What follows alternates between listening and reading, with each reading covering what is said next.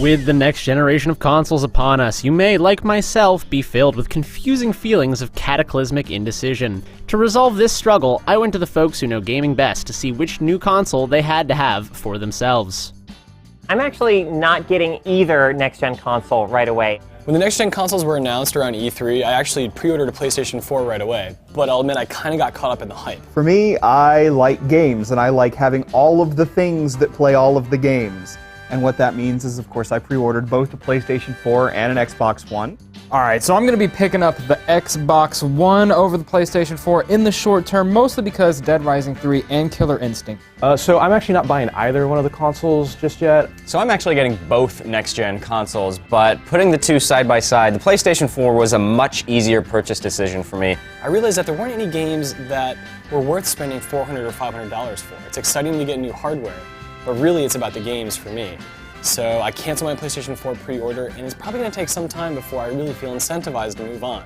As a gamer, I would buy a PlayStation 4 hands down, but I have a family now, and my family likes Kinect games, and my wife likes fitness games, and my kids also like things like Kinectables. I bought both next-gen consoles because... job.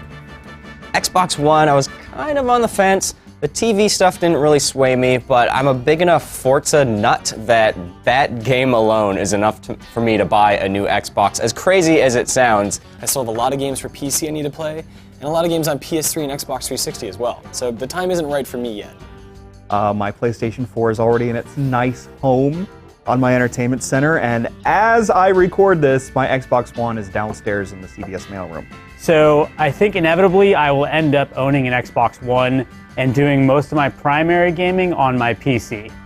So I went ahead and ordered both consoles. I actually pre-ordered both of them during E3. I literally walked out of the Microsoft press conference at E3. I thought they did a great job. You know, they had a great software lineup, and I'm a huge Forza fan.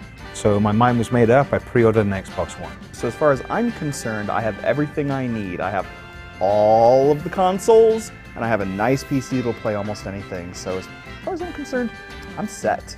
And then later that same day, I went to the Sony press conference, and obviously they blew it out of the water with that one. So before I was even off of the premises, I pre-ordered a PS4 as well. So I told everybody for about 6.5 months I was getting an Xbox One, and I decided that I was just going to completely surprise people and pick up a PS4 instead. But mainly because it came out first, and it's $100 cheaper, and I think Kinect's stupid. Also Dead Rising 3, I loved Dead Rising 1 or 2. I'm glad to see Dead Rising again back on a console launch, and from what I've played of that game so far, it's still insane, it's still crazy. The weapon combos, the insane boss fights, everything about it is a lot of fun, so I can't wait to get my hands on both of those games at home. There just aren't any games out there that I really have to have. Watch Dogs was the first next-gen game that I was interested in, and obviously that got delayed till next year. And so I didn't make any pre-orders or anything, but I did just get my hands on the new Dead Rising, and I love Dead Rising. You know, for me, really, I have to say, I think Nintendo has far and away the strongest lineup of games this holiday season. It's Mario and it's Zelda that I'm really looking forward to spending my time with right now. That's what our team had to say, but hit the comments section and let us know where your allegiance lies for the next generation.